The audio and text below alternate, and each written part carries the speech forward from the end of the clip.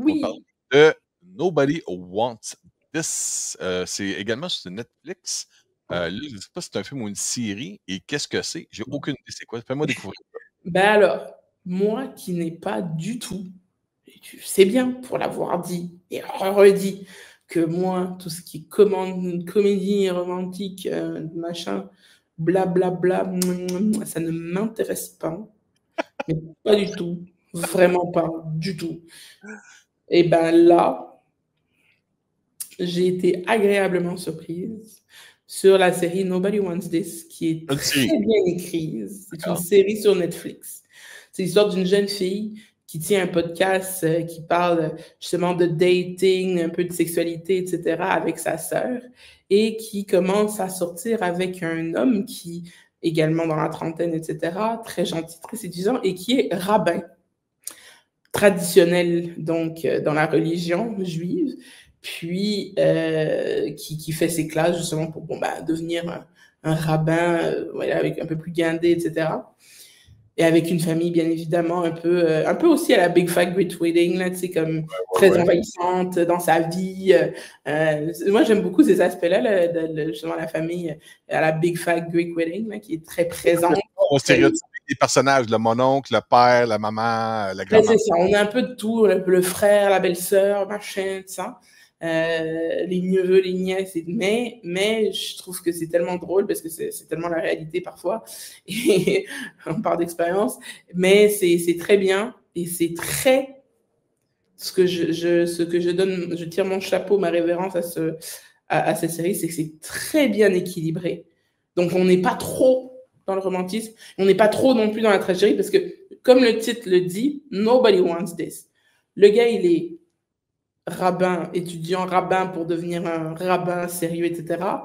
Dans une famille juive traditionnelle, et elle, c'est une jeune fille qui n'est pas juive, qui est plutôt, qui est athée, qui est justement qui est très ouverte sur sa vie, etc., qui n'est pas du tout réservée, qui n'est pas du tout modeste, puis qui parle justement de podcasts sur ses dates, ses rencontres, puis de sa vie sexuelle, justement, ce podcast-là avec ça. Donc, bien évidemment, ces deux mondes-là, autant d'un côté que de l'autre, ça clash, hein, ça clash fort. Donc, la maman du garçon n'est pas contente parce elle veut que son fils se marie avec une femme juive, puis c'est ça, ça doit être juif, ça doit rentrer dans la famille, sinon ça rentre pas dans la famille, etc. C'est même un peu sectaire parfois, la maman, la façon qu'elle aborde des choses. Mais effectivement, ça représente très bien, on va dire, une forme de réalité réelle, que c'est vrai que parfois, dans certaines familles, peu importe la religion ou la culture, même, c'est pas forcément une question de religion non plus, mais il y en a que si t'es pas de la même culture, ou entre guillemets, si t'es pas du même pâté de maison, mais ils veulent rien savoir. Donc c'est ça, un étranger qui rentre dans une maison avec déjà beaucoup de préjudices, et puis lui aussi, de son côté, il se heurte à une famille qui voit qui est pas du tout traditionnelle, et qui est même un petit peu dysfonctionnelle, parce qu'elle a un papa elle a un papa et une maman qui sont séparés, mais qui sont pas divorcés. Mais son père, il a fait son coming out, donc il a un boyfriend qui est gay, etc. La maman, c'est juste un peu une locumène, voilà, et qui est beaucoup dans le self-pity, tout ça, puis que tu sais pas trop c'est quoi sa vie, en fait, parce qu'elle-même, elle sait pas trop c'est quoi la sienne, bref. C'est quand même assez particulier, mais justement, comment ils tombent en amour, comment leur relation c'est, puis justement, ça aussi, c'est beaucoup centré sur la personnage principale, qui, elle, elle vit justement, moi j'aime la façon dont c'est abordé, parce que c'est comment vivre sur une nouvelle relation qui s'annonce extrêmement compliquée de base, avec un bagage de trust issues. Comment faire pour, par exemple, à un moment donné, il y a une scène où elle se retient de regarder dans une boîte dans laquelle il a mis toutes les affaires de son ex, là, puis elle se retient de ne pas regarder dans cette boîte-là parce que, puis à un moment donné, il dit, bon, il faut que je te parle de la boîte.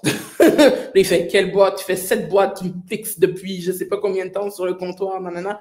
Puis, puis ils en parlent, puis, etc. Puis j'ai trouvé que c'est beau de parler aussi des challenges qu'on se crée intérieurement aussi, alors que derrière, il n'y a pas du tout de problème. Parce qu'effectivement, je dirais que dans la vie comme dans la série, il y a comme 60% des problèmes et des dramas qui sont créés par les personnages eux-mêmes parce qu'ils font de la projection sur le pire scénario possible et d'une certaine façon, ils le créent sans que ce soit réellement ça, en fait.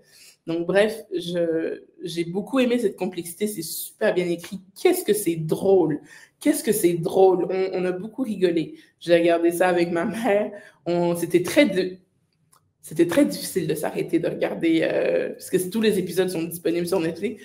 C'est très difficile d'arrêter de regarder chaque épisode, là. C'était vraiment comme... Est-ce que l'histoire est complétée ou est-ce qu'il va y avoir une saison 2 par après? Ou... Il va y avoir une saison 2, là, ça a été officiellement annoncé. C'est une bonne série.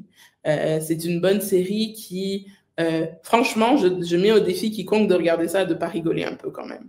Puis, je veux dire, c'est même pas obligé de... Nous, moi, je suis un peu plus près de cette situation, mais pas de cette situation en particulier, parce que ça se passe pas du tout comme ça, mais j'ai un membre de ma famille qui est avec une personne de confession juive, puis c'est pas du tout compliqué, mais effectivement, il y a des différences de culture, il y a des fêtes qui sont pas pareilles, etc. Les jours fériés... différentes, des habitudes de vie. Différentes, même si on vit tous... Gagner la confiance aussi des gens de la famille qui sont depuis longtemps ensemble, puis là, tu viens de l'extérieur, t'es qui, toi? Exactement, puis je veux dire, c'est déjà difficile comme ça de base, sans que personne n'ait de culture ou quoi. Puis, tu sais, ça me fait penser à... C'est quand même très drôle, ça me fait penser à beaucoup de choses. Moi-même, qui ai déjà été dans une relation avec quelqu'un de confession juive, puis que c'est pas toujours simple sur plusieurs aspects. Il y a certaines choses que tu sais jamais. Enfin, voilà, il y en a qui sont un peu plus traditionnalistes, il y en a qui sont beaucoup plus laxistes, il y en a qui mangent du bacon, il y en a qui s'en foutent, puis il y en a qui faut absolument pas manger de porc, faut pas manger de trucs, faut pas faire ci avec ça, faut pas passer, voilà, faut pas faire ci avant de faire ça. Enfin bref. Il y a énormément de choses, mais ce que j'aime beaucoup de cette série, c'est que ça parle justement de ces combats intérieurs aussi, pas juste des démons extérieurs, mais des combats intérieurs, parce que la famille, au final, c'est juste un défi supplémentaire, mais le premier défi, c'est eux deux. Comment eux deux se gèrent dans une relation, sans même la culture, sans même la religion. J'ai trouvé que c'est une façon qui était très belle et très honnête d'aborder ces sujets-là, parce que justement, à un moment donné, la fille, elle devient un peu... Voilà, pas crazy, là, mais comme, tu sais, elle a des comportements, tu es là, genre, ok, mais tu sais, en même temps, on peut tous et toutes s'identifier à elle, à lui aussi. Des fois, tu sais, on regarde quelqu'un qui dit, mais ça n'a pas de bon sens, là, qu'est-ce que tu es en train de te raconter dans ta tête, là? Ou des fois, tu es en train de te raconter, de faire des films, putain, mais non, mais je suis sûre qu'il m'a pas téléphoné parce qu'il y avait ci, ou il s'est passé ça, ou ça y est, il m'aime plus, enfin bref, t'as vraiment toute une série de tests, entre guillemets, qui passent au travers. Puis c'est encore une fois, c'est comique, c'est hilarant. Tu as celui qui joue, justement, le frère du rabbin, qui jouait dans Veep, hein, une série américaine sur laquelle un jour je ferai la critique, mais qui est quand même assez âgée, là, la série. Oui. Il raconte aussi, puis lui, il fait ce genre d'humour-là souvent, puis on le retrouve là dans cette série, puis Egal lui-même, il fait super rire, c'est un peu le comic relief, mais il fait très bien, là. C'est un peu comme un Zach Galifianakis, tu vois. Donc, il joue très, très bien. Et franchement, ça fait plaisir parce que surtout lui, Adam Brody, on l'a vu dans DOC pour les jeunes personnes comme moi qui ont grandi avec cette série sur VRAC TV. À l'époque, c'est une série pour adolescents, DOC. Et franchement, ça fait plaisir de le revoir dans ma télé. Ça m'a fait grave plaisir de le revoir dans ma télé pour autre chose que des films pourris du genre Ready or Not, hein, parce qu'il jouait là-dedans. Puis ça, c'était vraiment... Enfin, j'ai pas compris pourquoi son agent lui aurait proposé un casting pareil, mais bon, dans un film pareil aussi. Mais bon, encore une fois, ceux qui sont comme moi et qui sont pas tellement comédie romantique, vous allez aimer. Et ceux qui sont pas comme moi et qui aiment les comédies romantiques, vous allez adorer.